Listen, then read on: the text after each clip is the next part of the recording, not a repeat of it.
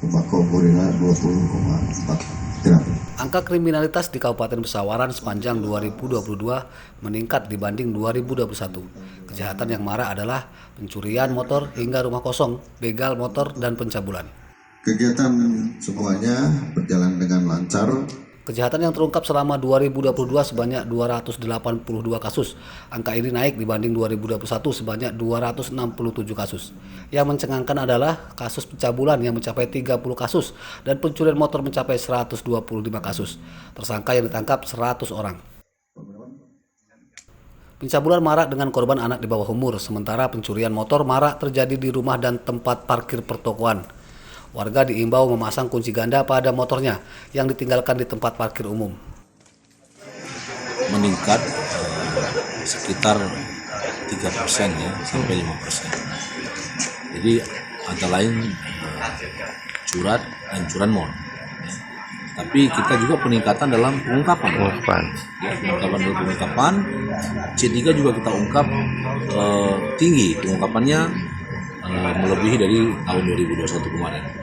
Kasus pencurian juga marak di Kabupaten Tulang Bawang Barat. Selama 2022 dari 299 laporan, 132 kasus terungkap dan sisanya masih dalam penyelidikan. Ini memang menghilang utusannya.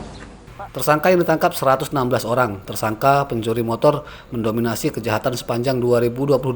Mereka tak hanya warga Tulang Bawang Barat, sebagian tersangka juga berasal dari Lampung Tengah, Lampung Utara, dan Tulang Bawang. Saya bawa motor, Pak. Mbak, ini kawan saya yang turun. Ada berapa? Gitu ya? Iya, cuman kawan saya yang turun. Sama siapa aja biasanya ngambil? Udah dapat, Pak. Cuman 2 lagi yang masih lolos, Pak. Siapa 2 itu? Inisial aja. A sama J, Pak. Ada lebih kurang ada 38%, jumlah LP-nya 102. Ini masih dalam penanganan kita, artinya masih menjadi PR dari Polres Tubapa untuk dilaksanakan ungkap. Dibanding contoh kasusnya apa, Dan? Kasus curat yang perlu kita ini atensi, dan juga ini ada juga kasus curas, ada 6, ini masih kita garap. Polisi menyita belasan motor hasil curian para tersangka. Atas perbuatannya, para tersangka terancam hukuman 7 tahun penjara. Andri Kurniawan dan Ardio Haba melaporkan dari Pesawaran dan Tulang Bawang Barat.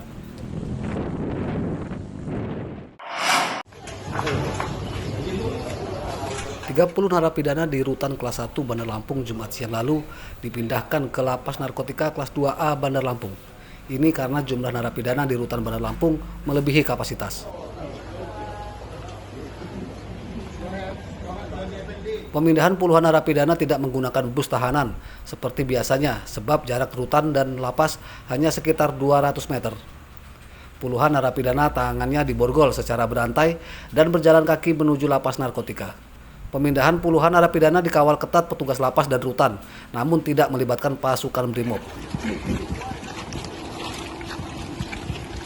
Hari ini kita pindahkan 30 orang narapidana yang sudah putus, sudah eksekusinya sudah lengkap, berkasnya sudah lengkap ke Lapas Narkotika Kelas 2 Bandar Lampung. 30 orang. Kenapa Bapak dipindahin, Pak? Ini memang kegiatan rutin kami, kegiatan rutin yang setiap bulan memang kita pindahkan tahanan-tahanan yang sudah putus, sudah statusnya berubah dari narapidana, secara berkala kita pindahkan.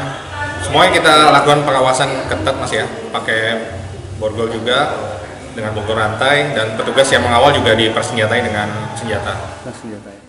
Pemindahan puluhan narapidana berlangsung lancar. Para napi yang dipindahkan diharap dapat beradaptasi di ruang tahanan barunya. Pemindahan narapidana ini juga bertujuan untuk meningkatkan kualitas pembinaan supaya mereka dapat hidup mandiri saat sudah bebas dan tidak mengulangi perbuatannya. Arsadi Saputra melaporkan dari Bandar Lampung.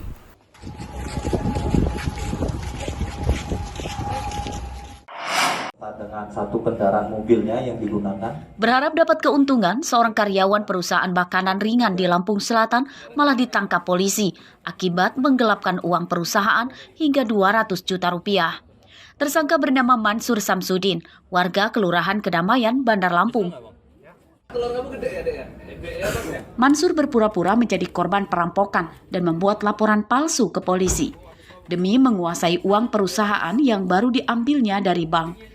Mobil perusahaan yang dipakai Mansur juga diakuinya dibawa perampok. Setelah menyelidiki, polisi akhirnya mengetahui bahwa perampokan yang dilaporkan Mansur adalah palsu.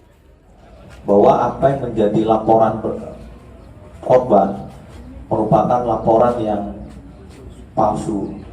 Yang bersangkutanlah yang melakukan tindakan pengambilan uang tersebut. Di sini kita sudah mengamankan supir ataupun selaku tersangka. Nah, ada 2 orang lagi ya, 2 orang lagi yang saat ini DPO. Apa? Memang kita buat hadiah. Mau hadiah, tujuannya buat hadiah. Hadiah Diambil apa? dari mana itu? Dari Bank BRI. Bank BRI. Kamu rampok atau gimana? Kamu rampok atau gimana? Dia tadinya berapa ngerampok, saya hilap, Pak. Ngerampok di mana itu? Enggak, kita narik dari bank.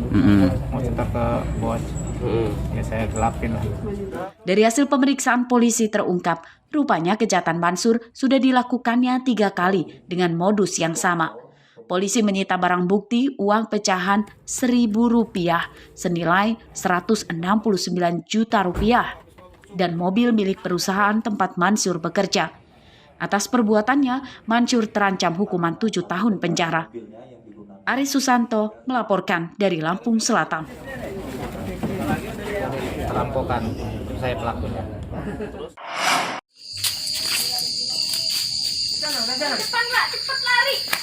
Menjelang malam pergantian tahun, keluarga Syaiful digegerkan temuan ular kobra yang akan masuk rumahnya di Desa Penawarejo, Kecamatan Banjarmargo, Tulang Bawang, Sabtu malam. Mereka yang akan merayakan malam tahun baru malah sibuk menangkap ular. Ular sepanjang sekitar 1 meter ini muncul dari tumpukan kayu di samping rumah. Karena ditakutkan menyerang, ular kobra akhirnya dibunuh dengan cara dipukuli kayu. Saya tahu dari anak-anak, katanya ada ular katanya masuk rumah katanya. Makanya saya cari-cari, akhirnya saya bunuh. Ya karena saya takut, karena malam ini kan malam tahun baru kan, saya takutnya ya ada apa-apa. Makanya tak bunuh ularnya. Gede nggak bang ularnya bang? Ya kalau ular itu ya gede lah, ukuran kira-kira 1 meter lebih sedikit lah kira-kira kayak itu. Apalagi kan ular kobra. Jadi kalau nggak dibunuh ya akibatnya lo kayak mana nanti. Ular kobra di rumah Saiful tidak menyebabkan celaka keluarganya. Ular diduga berasal dari semak belukar di belakang rumah. Mustaqim melaporkan dari Tulang Bawang. Sapi tank.